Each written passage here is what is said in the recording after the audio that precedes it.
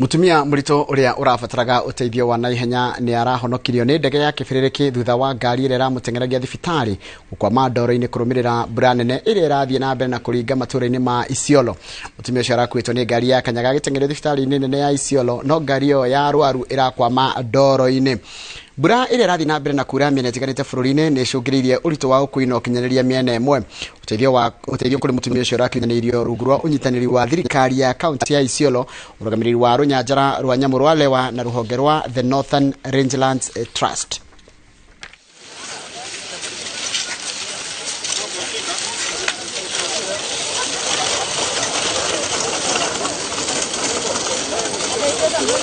The patient had, I think, complication of pregnancy.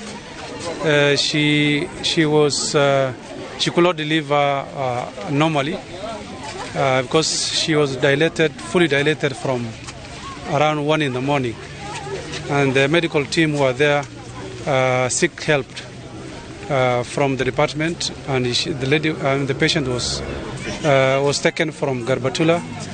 The patient has arrived.